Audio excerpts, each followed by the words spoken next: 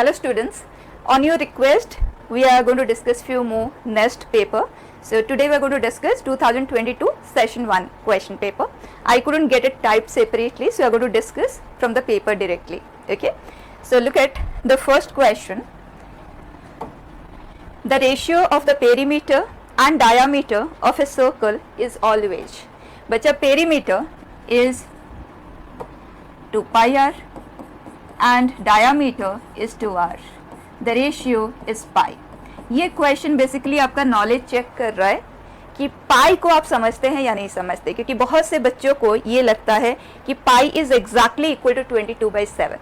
पाई 22/7 तो नहीं होता. Pi is approximately 22/7.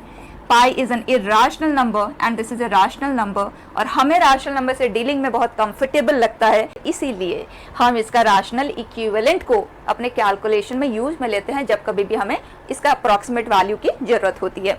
But pi is an irrational number. ठीक है, अब ऑप्शंस को देख लें. Is an integer, is an irrational number, is 22/7, is rational, इस तरह से. So our answer is irrational, और ये ओरली आंसर होने वाला क्वेश्चन है बेटा. Right. Second, if alpha and beta are the roots of the quadratic equation, then value of this, which a 10th class का level का question है, beta square plus alpha square upon alpha square beta square. इन तरह के question में हम sum of roots and product of roots के help से algebraic identities को use करते हुए इस value को calculate करते हैं. right? बच्चा sum of roots minus b by a and that is minus 10/3 and product of roots in this case is 6/3 and that is 2. Directly अब यहाँ पे put कर देते हैं. This is 100/9, 2 alpha beta and that is 4, alpha beta का square and that is 4. ठीक. 100 minus 36 which is 64, 9 into 4, ये हो जाता है simplify. You are left with 16/9 here. ठीक. Next question.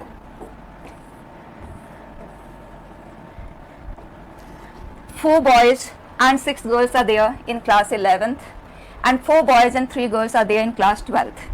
So 11th class में हमारे पास है 4 boys and 6 girls and 12th class में है 4 boys and 3 girls. One student is selected at random from one of the classes, either classes being equally likely. इसका मतलब classes में से हमने randomly एक क्लास को पिक किया, equally likely है तो probabilities of individual is 1/2. And then it says the selected student is a girl. इसका मतलब we have ended up selecting a girl. तो class 11th में से एक girl का selection that can happen in 6/10 with probability as to us, and यहाँ पे 3/7. Perfect. Selected student is a girl. The probability that she was from class 11th. Base theorem के ऊपर based है, right? Given that this is taking place, what is the probability that it happened through this path? ठीक है, तो directly answer करेंगे this is इस path का probability upon total probability, this into this plus all the branches together, है ना. 1/2, 3/7. That's it बेटा. इसे कर लेते हैं हम simplify. So this is 3/5 and 1/2 को तो हम straight away numerator and denominator में से कॉमन लेके कैंसिल ही कर देते हैं. And this is also is 3/5, so we have 3/5. यहाँ हमने लिया LCM 35 and this is 21 plus 15. This is 3/5, 35 and this is 36. ये हो गया कैंसिल, ये भी हो गया cancel. You are left with 7/12. ठीक. Next, the value of cosine series है बेटा. इंपॉर्टेंट है हर एग्जाम के लिए, राइट? कोई भी कॉम्पिटिटिव एग्जाम के लिए ये particular pattern of series important ही है.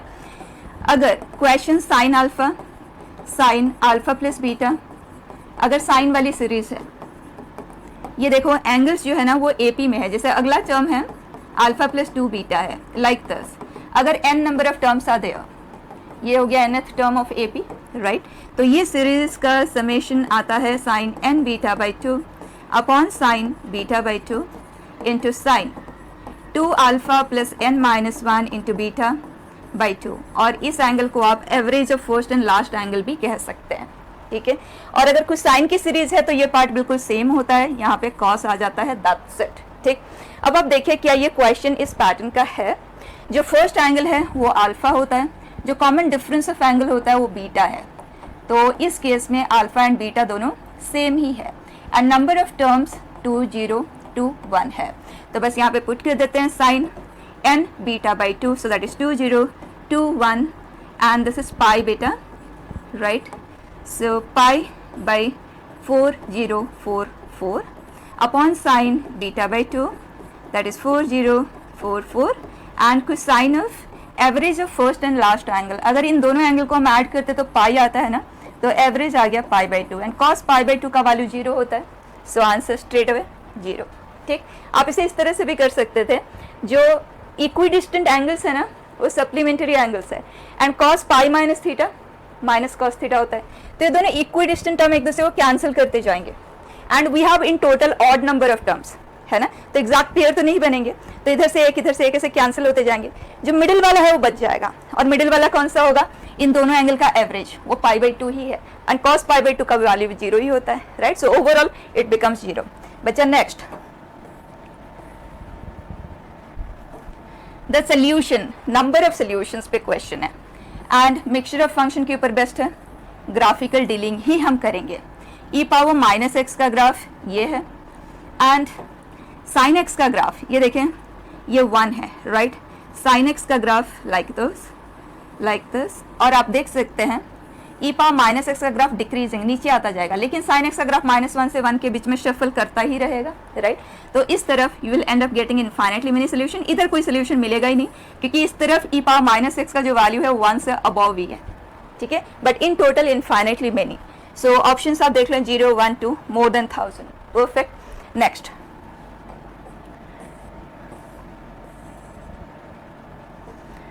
suppose f be a function within this interval is continuous such that f of x is this for all x not equal to 0, क्योंकि 0 के लिए तो ये अनडिफाइंड हो जाएगा, डिनोमिनेटर में 0 क्रिएट होगा, then the value of f of 0 is what। Question हमें क्लियरली कह रहा है कि ये जो फंक्शन है ये कॉन्टिन्यूअस है 0 पे, राइट। तो f of 0 का वैल्यू क्या होना चाहिए, f of x हमें डिफाइंड है x नॉट इक्वल टू 0 पे, ठीक, और हमें क्लियर है for a function to be continuous at 0 function value at 0 must be same as limiting value at 0, correct. तो अगर हमें f of 0 चाहिए, all what we will do is we will take limit x tends to 0, right. जब ये दोनों equal होंगे तभी तो वो फंक्शन कॉन्टिन्यूअस बन पाएगा, right. This is f of 0 बेटा, सो लिमिट अप्लाई कर दें। क्या ये 0/0 इंडिटर्मिनेट फॉर्म है, यस, एंड 0 देने वाले जो टर्म्स है वो ये है कंबाइंडली, क्योंकि 3 - 3 और ये है, ये तो 1 है, तो इसका वैल्यू तो बस आप 1 रिप्लेस कर दें स्ट्रेट अवे एंड 0 पे साइन एक्स एंड एक्स दोनों इक्वली होते हैं, right, in the neighbourhood of 0। तो आप साइन एक्स को x से रिप्लेस कर सकते हैं जब कभी भी आप x टेंड्स टू 0 पे डील कर रहे हैं, okay, particularly multiplication division related, ठीक है। ये नहीं कि एडिशन में है दो वैल्यूज आप वहां पे रिप्लेस कर रहे हैं, एडिशन सब्ट्रैक्शन के केस में नहीं, मल्टीप्लिकेशन डिवीजन के केस में आप बेफिक्र होकर कर सकते हैं। उसको आप इस तरह से भी समझ सकते हैं कि साइन एक्स बाई एक्स मैंने डिवाइड बाई एक्स किया, मल्टीप्लाई कर दिया, ये 1 बन जाता है, इसे हम हटाते हैं और यहाँ x रख देते हैं, ठीक है। अब आप LHS से कर सकते हैं और you may even rationalise it, rationalisation से करते हैं। So 9 - x - 9 + x, rationalising factor 9 - x का square root plus 10 and denominator में है x and 9 - x + 9 + x, done. अब a² - b², ये क्या रह जाएगा, 9 - x - 9 - x, ये पूरा, राइट। सो 9 हो जाता है cancel, -2x, so -2x upon x, बचे x टेंड्स टू 0 पे ये 3 तो है 6, right. So left with -1/3, check कर लें, ठीक। नेक्स्ट बेटा, let S be a set of ordered pairs, n cross n type के हैं वो, दोनों नेचुरल नंबर से सैटिस्फाइंग 10। जब कभी कोई भी इस तरह का इक्वेशन आपको दिखे, x एंड y या इंटीजर भी हो, तब भी ध्यान देना, इसको जब आप फैक्टराइज करते हैं ना, x - y into x + y आता है, ठीक। 2 0 2 2 आप देख सकते हैं, 2 को अगर मैं सेपरेट करती हूँ तो 1 0 1 1, ये एक ट्रिक ही है अपने आप में, ठीक है, हम डिटेल में सॉल्व नहीं करेंगे, यहीं से हम आंसर कर लेंगे।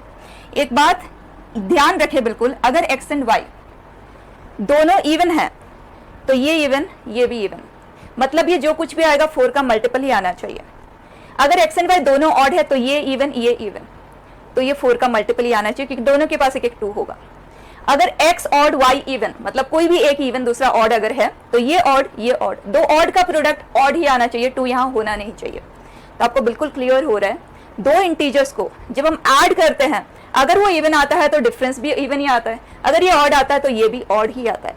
इसका मतलब इस तरह के सिचुएशन में इन दोनों का जो प्रोडक्ट है या तो वो 4 का मल्टीपल आए, ठीक है, या तो वो ऑड आए।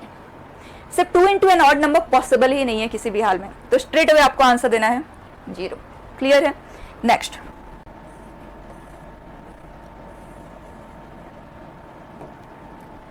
let a and b be two non-negative real numbers satisfying a square plus b square is equal to 4, then minimum value of this।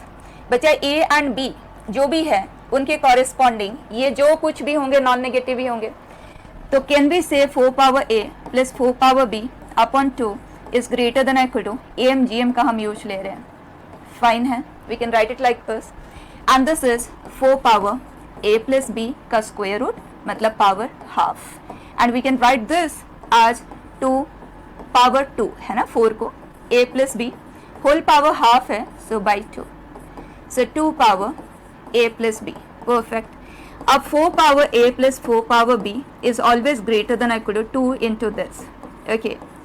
अब अगर हम इसकी मिनिमम वैल्यू की बात करते हैं तो हमें क्लियर है इसकी जो लोएस्ट पॉसिबिलिटी है वो ये है, लेकिन मिनिमम या मैक्सिमम वैल्यू तो कांस्टेंट ही होनी चाहिए, है ना।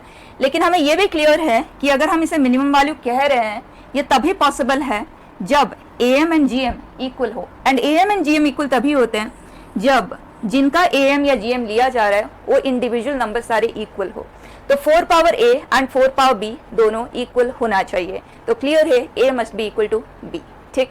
अब आ जाए इस पे, अगर a एंड b इक्वल है तो 2a square is 4, a and b are non negative real numbers, तो a स्क्वायर तो a के कॉरेस्पॉन्डिंग प्लस माइनस रूट 2 तो हम नहीं लिखेंगे कि नॉन नेगेटिव रियल नंबर पे बात हो रहा है, तो a एंड b दोनों ही रूट 2 होंगे, बस यहाँ पे आप रूट 2 पुट कर दें, so that is 2 root 2, so overall exponents add हो जाएंगे 2 root 2 plus 1, clear.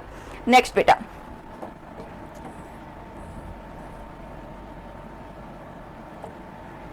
Late s be set of complex numbers, ठीक है, satisfying this equation and t is this, कितना हाई डिग्री का पॉलिनोमियल इक्वेशन है, बिल्कुल भी हम उसे सॉल्व हमें करने के लिए कहा ही नहीं जाएगा, हम सॉल्व भी नहीं करेंगे। Then number of elements which are common to both this, तो क्लियर केस है, आपको इसके सॉल्यूशंस को सॉल्व करना है और देखना है इनके सॉल्यूशंस में से कौन से वो है जो उस इक्वेशन के भी सॉल्यूशन बन पाए, वही दोनों का इंटरसेक्शन कहलाएगा, सिंपल। अब ये क्यूबिक इक्वेशन है, सॉल्व कैसे करेंगे? One way is if you can factorise it then factorise and proceed, if you are not able to factorise then hit and trial से आप उसका एक सोल्यूशन को लोकेट करेंगे, ठीक है। दोनों से मैं आपको बता देती हूँ, जब आप हीट एंड ट्रायल करेंगे ना, इतना सा देख लेना, कांस्टेंट टर्म क्या है?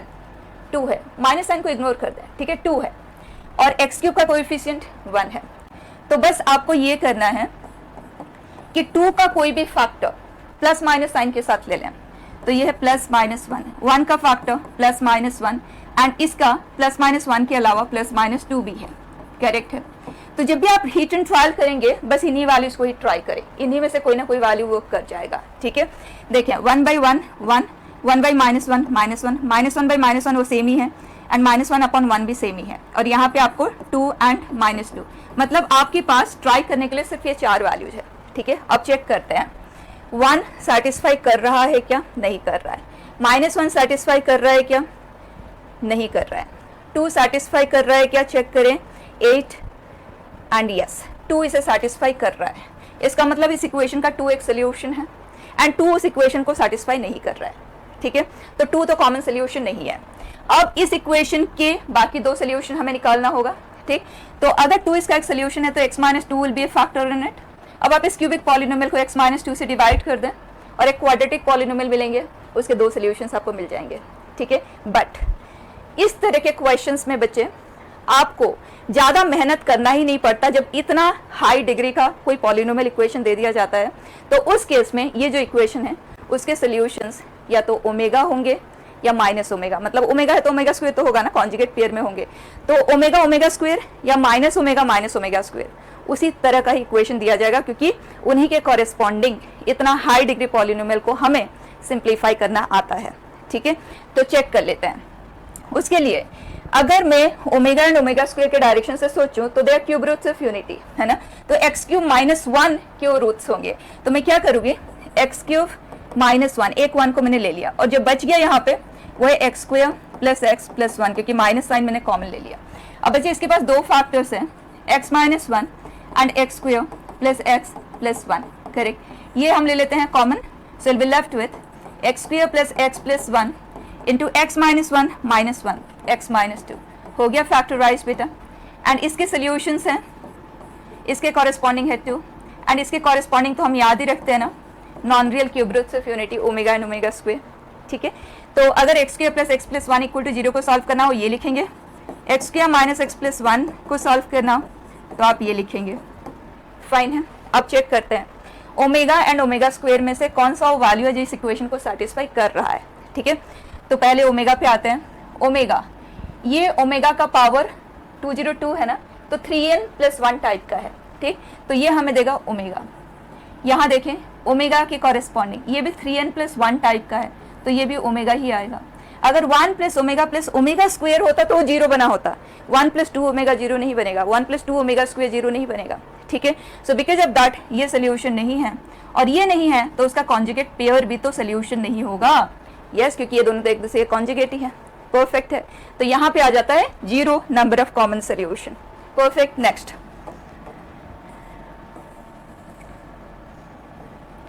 a right circular conical glass bottle with a base radius r and height h contains colored liquid up to half of its height। पहले तो लिक्विड का वॉल्यूम हम देख लेते हैं कितना है। हियर रेडियस है r, हाइट है h, लिक्विड h/2 हाइट तक है, मतलब जो एम्प्टी है वो h/2 तक का ही है।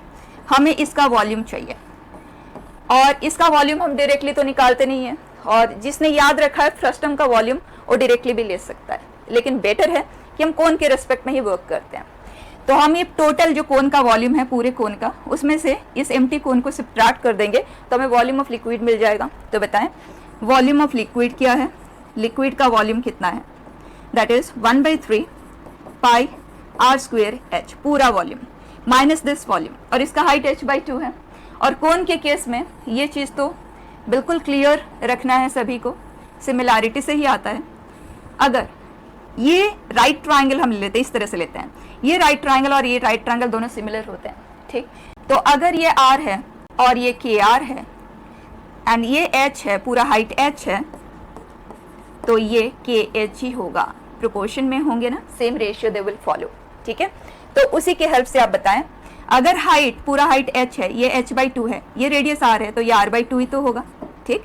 सो दिस इज 1/3 पाई r/2 का square, r square by 4 into h/2, ठीक।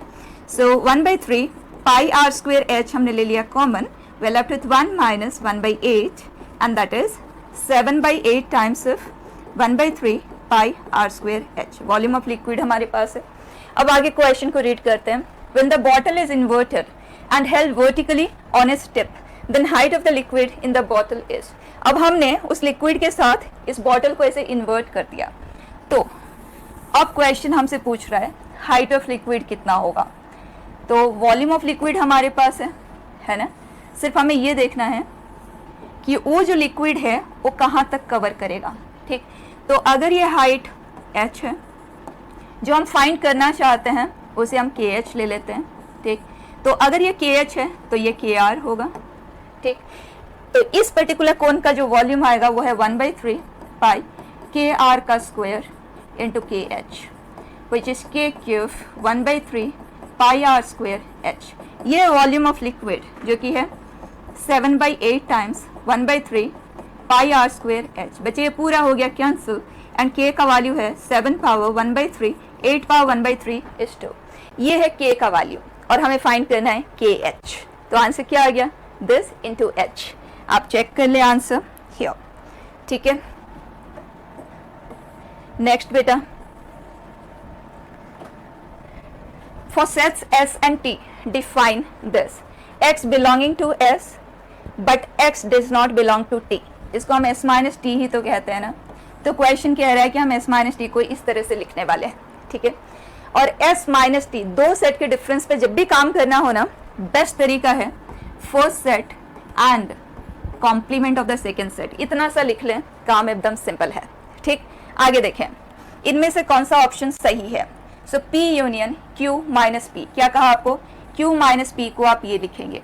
ठीक है, एक जगह यूनियन दूसरी जगह इंटरसेक्शन, तो डिस्ट्रीब्यूटिव प्रॉपर्टी विल अप्लाई। ठीक, so P union Q and intersection P union P complement. ठीक, P यूनियन P कॉम्प्लीमेंट मतलब P में है और P में नहीं है, इसका मतलब it belongs to the universal set. ठीक, यूनिवर्सल सेट का इंटरसेक्शन अगर आप किसी भी सेट के साथ लेते हैं तो वो यही वाला सेट ही रह जाता है। ठीक, तो ये आता है P union Q, so this is incorrect. Second पे आप आ जाएं, R is a subset of Q, perfect. P intersection ये हमें पूरा कैलकुलेट करना है, तो सबसे पहले हम इसे कैलकुलेट करेंगे। ठीक है, और वैसे ही P इंटरसेक्शन यहाँ पे प्रेजेंट है एज इट इज, बस इसी को हमें सिंप्लीफाई करना है एंड इसे हम लिख देते हैं आज दिस। डिस्ट्रीब्यूट करते हैं R union Q and R union R complement, ये यूनिवर्सल सेट होता है। यूनिवर्सल सेट का intersection with any set is this set as it is. ठीक, एंड क्वेश्चन एक है R is a subset of Q, इसका मतलब R पूरे का पूरा Q के अंदर है, और जब हम इन दोनों का यूनियन लेंगे तो Q सेट ही तो रह जाएगा, तो ये है Q। ठीक, तो हमारा आंसर आ जाता है P इंटरसेक्शन Q, परफेक्ट। और single correct type of question है, तो आगे आपको और चेक करने की जरूरत भी नहीं है, लेकिन खुद के लिए आप जरूर चेक कर लें, बस इसी प्रोसेस से करें। माइनस को इस तरह से लिखें, डिस्ट्रीब्यूटिव प्रॉपर्टी जहां अप्लाई होता है वहां अप्लाई कर दें, you are through with it. ठीक है, नेक्स्ट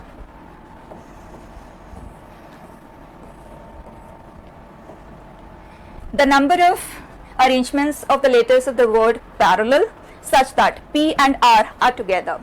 तो सबसे पहले देख लेते हैं, हमारे पास P, R and E, L तो मल्टीपल टाइम्स है, ये तीनों लेटर एक एक बार प्रेजेंट है, A ट्वाइस है एंड L हमारे पास थ्राइस है, तो टोटल हमारे पास लेटर हो गया 3 and 5 8, 1 2 3 4 5 6 7 8, परफेक्ट। हमें P एंड R साथ में चाहिए, जिस कैटेगरी के ऑब्जेक्ट्स हमें साथ में चाहिए होता है हम उन्हें पहले साथ में कर देते हैं, मतलब वी अरेंज देम। तो दो लेटर का अरेंजमेंट 2 फैक्टोरियल वेज में होगा। ठीक, अब ये दोनों लेटर आज 1 लेटर कंबाइन होके बन चुके हैं, एक ऑब्जेक्ट रह गया, that is 1 single object, 1 + 1 2 object and यहाँ 5 7 ऑब्जेक्ट्स आ दिया, उन्हें हमने अरेंज किया। इनमें ये आइडेंटिकल ऑब्जेक्ट्स हैं तो उनके फैक्टोरियल से डिवाइड हो गया। सिंप्लीफाई कर लेते हैं, ये हो जाएगा 7 × 6 × 5 × 4 × 3 फैक्टोरियल, ये हो गया cancel, you are left with this is 120 × 7 840। ठीक, नेक्स्ट बेटा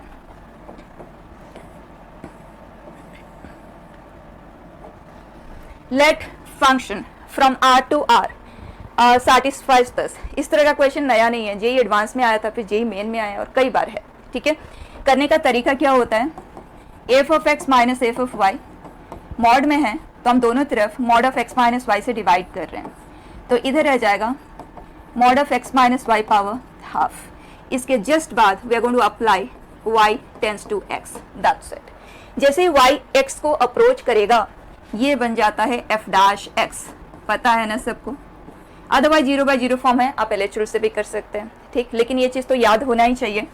f of x2, ये तो डेरिवेटिव का कॉन्सेप्ट ही है ना बेटा, x2 - x1, x2 approaching x1 is f' of x1, ये है ना y2 - y1 upon x2 - x1 slope है। स्लोप जब एक पॉइंट दूसरे में मर्ज हो जाता है, x2 is getting merge with x1, in that case वो स्लोप ऑफ टेंजेंट को रिप्रेजेंट करता है। ठीक है, इस पॉइंट पे फाइन। तो क्या हम यहाँ पे ये कह सकते हैं y is approaching x, so this is 0। बच्चे मॉड्यूलस कभी लेस देन 0 तो नहीं होता, लेस देन 0 मतलब नेगेटिव, मॉड का वैल्यू कभी नेगेटिव तो होगा नहीं, इसका मतलब this is equal to 0। So f' का मॉड इक्वल टू 0 मतलब f'(x) इज 0, और f'(x) इज 0 मतलब f of x is a constant function. ठीक है, वो कांस्टेंट हमें नहीं पता क्या है, लेकिन कांस्टेंट है, कोई भी वैल्यू हो सकता है। अब ऑप्शंस पे आ जाएं, mod f of x is less than और equal to this, no, f of x का वैल्यू क्या है पर्टिकुलरली हमें वो पता ही नहीं है, तो हम ये तो नहीं कह सकते कि दिस इज लेस देन और equal to a varying quantity. ठीक है, second, there exist m belonging to R such that mod f of x is less than और इक्वल टू m, परफेक्ट, ये कोई कांस्टेंट है और वो कोई भी हो सकता है, राइट, इससे देयर एग्जिस्ट सम। ठीक, रियल नंबर में कोई भी हो जाए, जैसे ले सपोज ये कांस्टेंट 2 है तो m का वैल्यू 3 4 5 कुछ भी हो सकता है, तो ये हमेशा ही सैटिस्फाइंग होगा। ठीक, f is differentiable, constant functions are differentiable always. f of 1 is less than f of 0. f of 1 and f of 0 तो इक्वल होंगे ना, कांस्टेंट फंक्शन है तो लेस देन तो नहीं होगा, ठीक है। यहाँ से हमारे जो अगले 5 क्वेश्चंस है they are multi correct type, correct है ना। नेक्स्ट,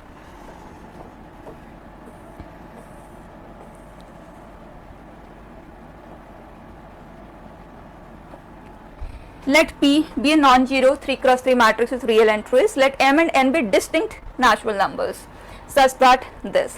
Then हमें P के रिलेटेड डिस्कशन करना है, एक एक ऑप्शन को देखते हैं। P is an identity matrix, okay, check it.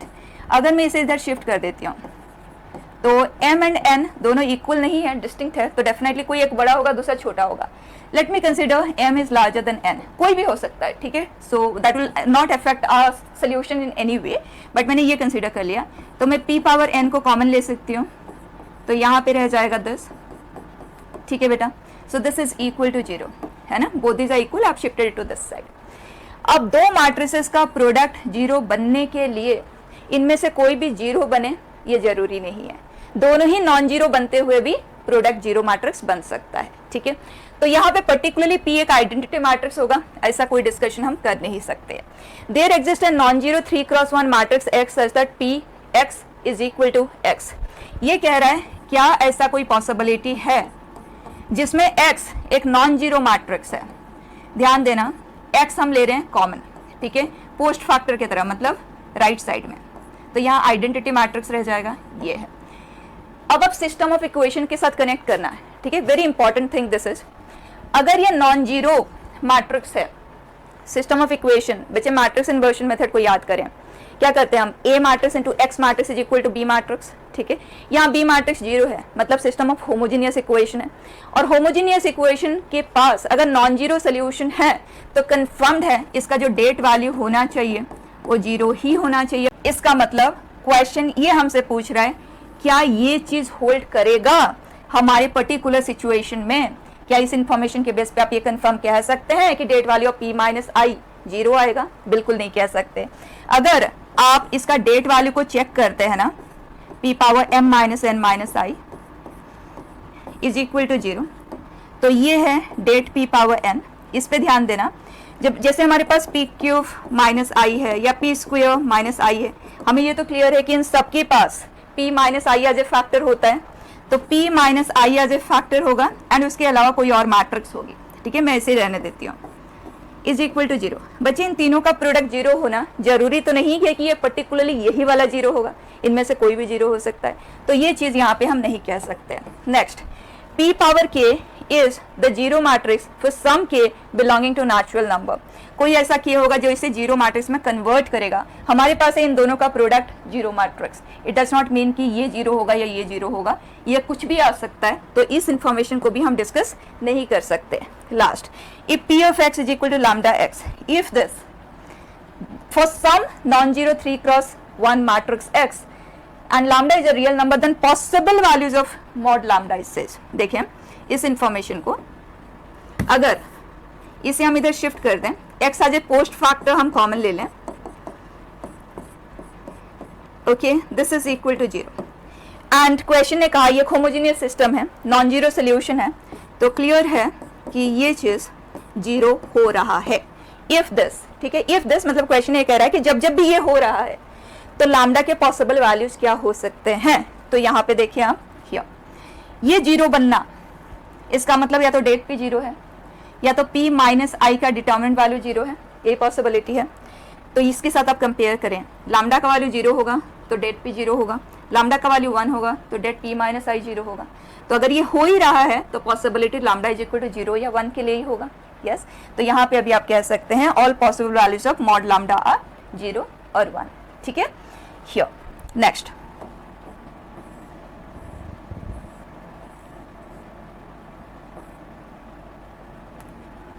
given a prime P and an integer n, let this denote the largest integer k such that P power k divides n। इस तरह का information देख के ना बच्चे थोड़े से confuse हो जाते हैं, लेकिन अगर आप इंफॉर्मेशन को चाहे एक नंबर के हेल्प से ही इंटरप्रेट करते जाएं तो बिल्कुल ही सिंपल वर्क है। Look at, given A prime P, ये गिवन है कोई prime number and N integer, it says ये जो है ना that denotes the largest integer k such that p power k divides n। मैं ले लेती हूँ इसे 10 और इसे मैं ले लेती हूँ 2, ठीक है, इंटरप्रेट करना। This denote the largest integer k for which p power k, मतलब 2 power k must divide n। तो 2 का कौन सा पावर है जो 10 को डिवाइड करेगा? 2 पावर 1 करेगा, 2 पावर 2 ऑनवर्ड्स तो नहीं करेगा।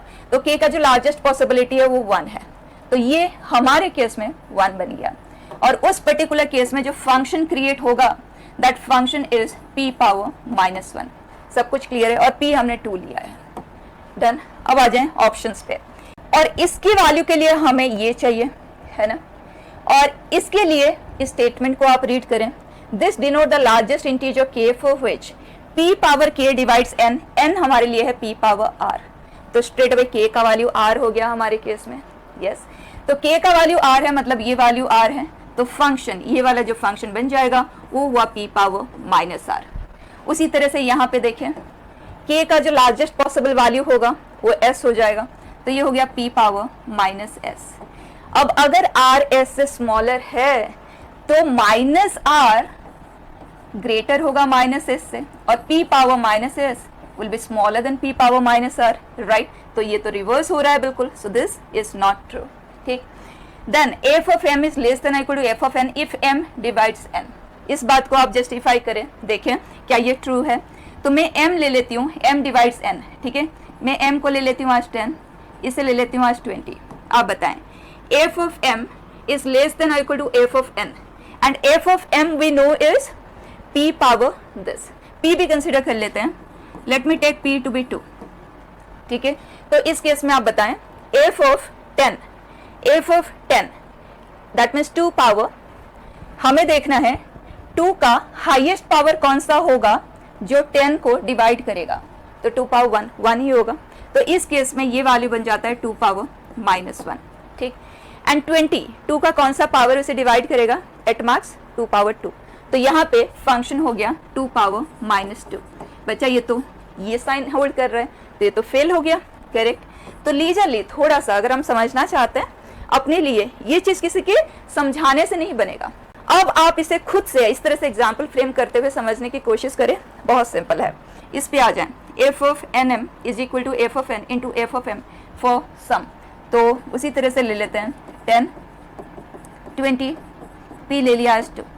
बचा f ऑफ nm मतलब 200, ठीक है। तो बताएं 2 का हाईएस्ट पावर क्या होगा जो 200 को डिवाइड करे? तो 2 पावर 1 डिवाइड करेगा, 2 स्क्वायर भी डिवाइड करेगा, 2 क्यूब भी करेगा, 2 पावर 4 तो नहीं करेगा, है ना। तो हाईएस्ट पावर इज 3, इसका वैल्यू 3 है, तो इस फंक्शन का वैल्यू बन जाएगा 2 पावर -3, ठीक है। तो ये आ गया 2 पावर -3। अब इस पे आ जाए, हमने 10 लिया है तो 2 पावर 1, तो इसका वैल्यू है 1, तो ये हो गया 2 पावर -1।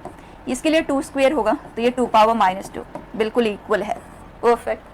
अब इस ऑप्शन को देख लें, एक काम करती हूँ मैं n एंड m दोनों को कंसिडर कर लेती हूँ आज 20, ठीक है, और p ले लेती हूँ मैं आज 2। तो n प्लस m है 40 है, मतलब 2 क्यूब, तो ये आ जाएगा 2 पावर -3। मैक्सिमम ऑफ दिस 2, तो 20 है तो 2 है ना, सो -2 है, ये -2, दोनों में जो मैक्सिमम है -2 ही है, तो ये आता है 2 पावर -2। क्या ये दोनों इक्वल है? बिल्कुल नहीं, ठीक। So that is how you going to answer. Next देखें,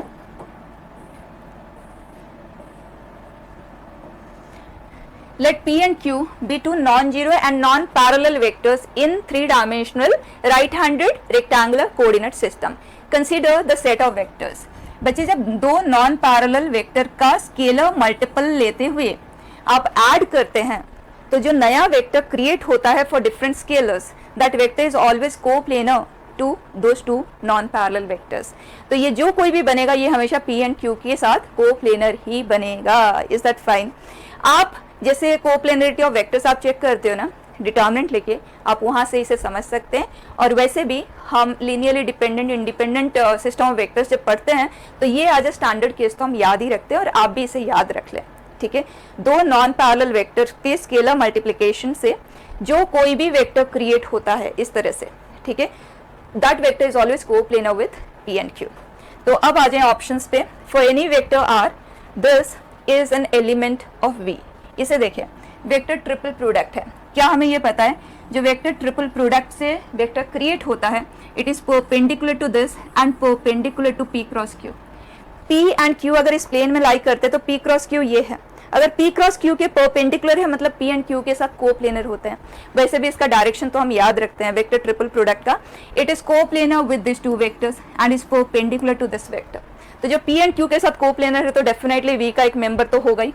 ठीक, next, given any element S belonging to V, इसका है part, there exist a vector R such that this is equal to S. बच्चे देखें, ये जो कोई भी वेक्टर बनेगा पी एंड क्यू के साथ कोप्लेनर होगा irrespective of R. Yes, so can we say this is a member of this particular set of vectors? ठीक, so that is true. Next, if S1 S2 belongs to V, मतलब इस plane में लाई करते हैं, then S1 cross S2 उस plane में तो आ ही नहीं सकता ना, because क्रॉस प्रोडक्ट से जो वेक्टर क्रिएट होता है that is normal to the plane containing those two vectors. तो ये हो गया गलत। For vectors R1 and R2, if R1 cross P cross Q is equal to R2 cross P cross Q, then R1 is equal to R2। यहाँ गलती हो जाती है, ध्यान देना, आपको डायरेक्टली कुछ भी एजम्पशन से नहीं करना है, सबको एक तरफ शिफ्ट करना है। तो R1 cross this, R2 cross this, ये इधर शिफ्ट हुआ तो माइनस साइन आ गया यहाँ पे, इक्वल टू 0। ये आज पोस्ट फैक्टर कॉमन आ जाएगा तो हमारे पास रह जाता है दिस। ठीक, और दो वेक्टर का क्रॉस प्रोडक्ट 0 होना क्या मीन करता है, या तो इनमें से कोई 0 होगा, ठीक, नल वेक्टर होगा, या तो दोनों पैरेलल होंगे। तो ये कंफर्म्ड हम नहीं कह सकते कि particularly R1 is equal to R2 ही होगा, मतलब यही 0 होगा। हो सकता है ये 0, हो सकता है ये 0, हो सकता है दोनों ही नॉन 0 हो लेकिन दोनों पैरेलल हो। तो इसे तो हम ऑलवेज ट्रू की तरह एक्सेप्ट नहीं कर सकते। फाइन है, नेक्स्ट देखें।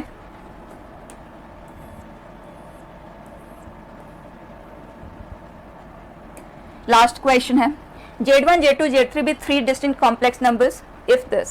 ये इंफॉर्मेशन देखते ही आपको इमीडिएटली कहना है they form an equilateral triangle, याद ही रख लें इसे। तो Z1, Z2, Z3 are vertices of an equilateral triangle। ठीक है, तो ये बिल्कुल सही है। नेक्स्ट, क्या ये भी इक्विलेटरल ट्राइंगल के वर्टिसेस बन सकते हैं? ध्यान से सुनना, जब कोई भी 3 पॉइंट इसे सेटिस्फाई कर देते हैं तो इक्विलेटरल ट्राइंगल बनाएंगे, कंफर्म्ड है। इनफैक्ट आप इसका यूज इस तरह से भी ले सकते हैं, जैसे कई बार होता है ना, 2 वर्टिसेस हमें दे दिया जाता है इक्विलेटरल ट्राइंगल का और तीसरे को सॉल्व करना है, आप इसकी हेल्प से भी उसे सॉल्व कर सकते हैं। ठीक है, तो अगर हमें चेक करना है क्या ये 3 वर्टिसेस इक्विलेटरल ट्राइंगल बना सकते हैं, तो आपको बस ये चेक करना है Z1 minus Z2 whole square, Z2 minus Z3 whole square, क्योंकि ये आज वर्टिसेस यूज होंगे या नहीं होंगे हमें यही चेक करना है। तो इस रिलेशन को अगर ये पॉइंट सेटिस्फाई कर रहे हैं तो होगा, अदरवाइज नहीं होगा। तो Z1 minus Z2, Z2 minus Z3, Z2 minus Z3, Z3 minus Z1 plus Z1 minus Z, this is Z1 minus Z2 and Z3 minus Z1। आप एक्सपैंड करके देख लें, ये सेटिस्फाइंग नहीं है, इसीलिए ट्रू नहीं हो सकता। ठीक, नेक्स्ट बेटा, Z1 minus Z2 whole cube plus Z2 minus Z3 whole cube plus Z3 minus Z1 whole cube, ये क्या नॉन जीरो आएगा? उसके लिए अगर ये A है, ये B है, ये C है, बच्चे A plus B plus C 0 है। यस, आप देखें Z1 minus Z2 plus Z2 minus Z3 plus Z3 minus Z1 0 ही तो है। और हमने ये पढ़ा हुआ है जब A plus B plus C 0 होता है तो in that case A cube plus B cube plus C cube is equal to 3ABC होता है। So can we say this is equal to 3 times of Z1 minus Z2, Z2 minus Z3 and Z3 minus Z1। Yes, and Z1, Z2, Z3 distinct है, इसका मतलब ये भी 0 नहीं है, ये भी 0 नहीं है, ये भी 0 नहीं है। Set of non zero values का प्रोडक्ट नॉन जीरो ही तो रहेगा। Clear, perfect. Next last option देखें, Z1 minus Z2, Z2 minus Z3, Z3 minus Z1 are cube roots of a fixed complex numbers. कैसे चेक करेंगे? यहाँ देखें, Z1 minus Z2 cube roots of a fixed complex number, इससे जिसका मतलब अगर हम इनका क्यूब लें तो सेम ही आना चाहिए। Z2 माइनस Z3 का भी क्यूब सेम आना चाहिए एंड Z3 माइनस Z1 का भी क्यूब सेम ही आना चाहिए। अगर ये तीनों सेम आ जाते हैं तो कंफर्म्ड है कि Z1 minus Z2 k power 1/3, k power 1/3 मतलब k के क्यूब रूट्स होंगे Z1 minus Z2, Z2 minus Z3 and Z3 minus Z1। ठीक है, तो चेक करने के लिए बस आपको ये चेक करना है ये तीनों इक्वल है या नहीं है। तो उसे हम करेंगे किस तरह से, यहाँ पे देखें Z1, Z2, Z3, बच्चे रोटेशन यूज कर रहे हैं। क्या Z3 माइनस Z1 ये है Z2 माइनस Z1, दोनों का लेंथ सेम है इसको अगर हम π/3 एंटी क्लॉकवाइज डायरेक्शन में रोटेट करते हैं, हम इस पोजीशन तक पहुंच पाएंगे। तो एंटी क्लॉकवाइज मतलब प्लस π/3। रोटेशन का एस्पेक्ट सभी को क्लियर है ना, ठीक। तो यहाँ से हम कह सकते हैं Z3 माइनस Z1 का whole cube is equal to Z2 minus Z1 into e power, जब आप इसे क्यूब करेंगे, इसका क्यूब डायरेक्टली लिख देते हैं, और इसका क्यूब आ जाएगा e power i pi, and e power i pi का वैल्यू होता है -1, ठीक। हमें ये मिला है, देख लें, Z3 माइनस Z1 का होल क्यूब, ये आया है या नहीं आया? यहाँ Z2 माइनस Z1 है, यहाँ Z1 माइनस Z2 है, तो मैं इसे लिख सकती हूँ minus of Z1 minus Z2 का होल क्यूब, एंड ये माइनस 3 बार है, बाहर आएगा माइनस साइन के साथ आएगा, इसके साथ मिलके ये बनाएगा, राइट। तो ये आ गया बिल्कुल इक्वल। अब अगर हमें इसके साथ चेक करना है दूसरे पॉइंट के अबाउट, हम रोटेशन यूज कर लेते हैं एंटी क्लॉकवाइज डायरेक्शन में। देखें, सो दिस आर्म हमेशा जैसे आप वेक्टर लेते हो ना आउटवर्ड डायरेक्शन में, Z1 minus Z2 is equal to ये आर्म Z3 minus Z2 into e power i π/3। अब आप क्यूब करो, बिल्कुल सेम आ जाएगा, इसीलिए they are cube roots of a fixed complex number, ठीक है। सो दैट्स इट बेटा। आप देख सकते हैं ज़्यादातर क्वेश्चंस सिलेबस जरूर 11th या 12th क्लास का है, लेकिन जो कॉन्सेप्ट्स या जो ट्रिक्स यूज हुए हैं they are all 9th 10th level, ठीक है। हाँ, 1 से 2 क्वेश्चन कुछ हमें ऐसे मिले जिसमें थोड़ा सा राइटिंग इन्वॉल्व था, बट मोस्टली ज़्यादातर क्वेश्चन 1 से 2 स्टेप्स, ठीक है। So feel very confident. अगर कहीं पे आप कॉन्सेप्चुअली लैक कर रहे हो, सिर्फ उसे स्ट्रेंथन करने पे ध्यान दो बच्चे, क्वेश्चन के लेवल बहुत ज़्यादा ट्रिकी नहीं होते, ठीक है। So all the very best.